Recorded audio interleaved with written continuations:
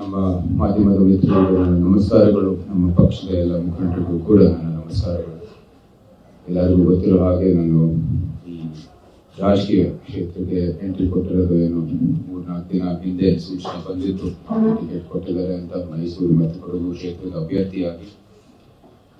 ಈ ಸಂದರ್ಭದಲ್ಲಿ ನಾನು ನಮ್ಮ ಕೇಂದ್ರ ನಾಯಕರು ಪ್ರಧಾನಮಂತ್ರಿ ಶ್ರೀ ನರೇಂದ್ರ ಮೋದಿ ಅವರು ಮತ್ತೆ ಅಲ್ಲಿರುವ ಎಲ್ಲ ಕೇಂದ್ರ ನಾಯಕರಿಗೆ ಮತ್ತು ನಮ್ಮ ರಾಜ್ಯಾಧ್ಯಕ್ಷರು ಶ್ರೀ BS ಯಡಿಯೂರಪ್ಪನವರಿಗೆ ಮತ್ತು ಇಲ್ಲಿ ಉಪಸ್ಥಿತರಿರುವ ಎಲ್ಲರಿಗೂ ನನ್ನ ಕೃತಜ್ಞತೆಗಳನ್ನು ಸಲ್ಲಿಸುತ್ತೇನೆ.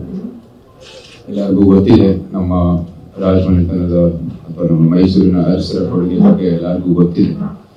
ಆ ಕೊಡುಗೆಯ ಒಂದು ಮತ್ತು ಆ ಭಾವನಾತ್ಮಕ ಸಂಬಂಧ ಇರೋದ್ರಿಂದ ನೀವೆಲ್ಲರೂ ಕಳೆದ 9 ವರ್ಷದಿಂದ ನಮಗೆ ಸ್ವಾಗತಿಸಿದ್ದೀರಾ ಮತ್ತು ಒಬ್ಬ ಮಗ ಅಥವಾ ಸಹೋದರ ತರಾನೇ ನೀವು ಸ್ವಾಗತಿಸಿದ್ದೀರಾ. ನಮ್ಮ ಮಾಧ್ಯಮದ ಮಿತ್ರರು ಬಹಳ ಒಂದು ಏನೇ ಚಟುವಟಿಕೆ ಇರಲಿ ಎಲ್ಲಕ್ಕೂ ಒಂದು ಒಳ್ಳೆ ಕವರೇಜ್ ನೀಡಿದ್ದೀರಾ ಮತ್ತು ಅರಮನೆಯ ಒಂದು ಪಾರಂಪರೆಗೂ ಕೂಡ ಒಂದು ಗೌರವ ಕೊಟ್ಟಿದ್ದೀರಾ.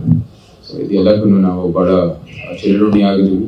ಅದಕ್ಕೂ ಕೂಡ ಋಣ ತೀರಿಸಲಿಕ್ಕೆ ನಾನು ಈ ಅವಕಾಶವನ್ನು ಕೇಳ್ತಾ ಇರೋದು ನಿಮ್ಮೆಲ್ಲರ ಒಂದು ಸಹಕಾರ ಮತ್ತು ಸಲಹೆಯನ್ನು ಇದ್ರೇನೆ ನಾನು ಮುಂದುವರಿಬಹುದು. ನಿಮ್ಮೆಲ್ಲರ ಒಂದು ಆಶೀರ್ವಾದನೂ ಇರಲೇಬೇಕು. ಅದಿಲ್ಲ ಅಂದ್ರೆ ನಾವು ಮುಂದುವರಿಯೋದು ಕಷ್ಟನೇ.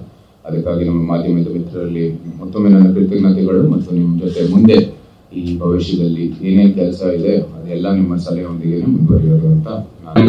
ನಿಮ್ಗೆಲ್ಲರಿಗೂ ಗೊತ್ತಿರೋ ಹಾಗೆ ನಮ್ಮ ತಂದೆಯವರು ಸುಮಾರು 4 ಬಾರಿ ಕಾಂಗ್ರೆಸ್ ಇಂದ ಆಯ್ಕೆ ಆಗಿದ್ರು. ಆದ್ರೆ ಆ ಸಮಯದಲ್ಲೂ ಕೂಡ ಇವತ್ತವರೆಗೂ ಕೂಡ ಎಲ್ಲ ಪಕ್ಷ ಜೊತೆ ಅರಮನೆಯಿಂದ ಒಂದು ಒಳ್ಳೆ ಸಂಪರ್ಕ ಇದೆ, ಒಂದು ಒಳ್ಳೆ ಸಂಬಂಧ ಇದೆ. ನಮ್ಗೆ ಯಾವುದೇ ರೀತಿ ಅಂತ ಒಂದು ಇಂಬ್ಯಾಲೆನ್ಸ್ ಇನ್ ದಟ್ ಮ್ಯಾಟರ್, ಅದರಲ್ಲಿ ಏನು ಅದೇ ರೀತಿ ಏನೂ ಇಲ್ಲ. ಆದ್ರೆ ನನ್ನ ವೈಯಕ್ತಿಕವಾದ ಸಿದ್ಧಾಂತ, ವೈಯಕ್ತಿಕವಾದ ನಂಬಿಕೆಗಳು ಮತ್ತೆ ನನ್ನ ದೃಷ್ಟಿಯಲ್ಲಿ ಯಾವ ರೀತಿ ದೇಶವನ್ನು ಮುಂದುವರಿಬೇಕು ಅದು ಎಲ್ಲ ಕೇಂದ್ರ ಸರ್ಕಾರದಲ್ಲಿ ಒಂದು ಹೊಂದಾಣಿಕೆ ಇದೆ, ಈ ಪಕ್ಷದ ಜೊತೆ ಒಂದು ಹೊಂದಾಣಿಕೆ ಇದೆ. ಅದರಿಂದ ನನಗೆ ಈ ಪಕ್ಷವನ್ನು ನಾನು ಆಯ್ಕೆ ಮಾಡಿದ್ದು, ನಮ್ಮನ್ನು ಕೂಡ ಅವರು ಅಭ್ಯರ್ಥಿಯಾಗಿ ಆಯ್ಕೆ ಮಾಡಿದ್ದಾರೆ.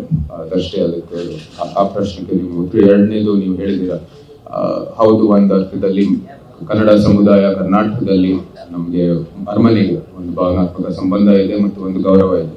ಆದ್ರೆ ಸಂವಿಧಾನದ ಮುಂದೆ, ಕಾನೂನು ಮುಂದೆ ಯಾವುದೇ ರೀತಿಯ ಪದವಿಗಳು ಹಿಂದೆ ಇದ್ದಿದ್ದು ಅಥವಾ ವಿಶೇಷ ಹಕ್ಕುಗಳು ಏನೇನಿತ್ತು ಅದೇನು ಇಲ್ವೇ ಇಲ್ಲ. ಇವಾಗ ಎಲ್ಲರೂ ಸಾಮಾನ್ಯರಾಗಿ ನಾವು ಬದುಕಬೇಕಾಗಿದೆ. ಮತ್ತೆ ನಮ್ಮದೇ ಆದ ನಿತ್ಯ ಜೀವನವನ್ನು ಸೃಷ್ಟಿಸೋಕೆ ನಮ್ಮೆಲ್ಲರಿಗೂ ಅವಕಾಶ ಇದೆ. ಸೊ ಅದು ನಾನು ಕೂಡ ಮುಂದುವರಿತಾ ಇದ್ದೀನಿ.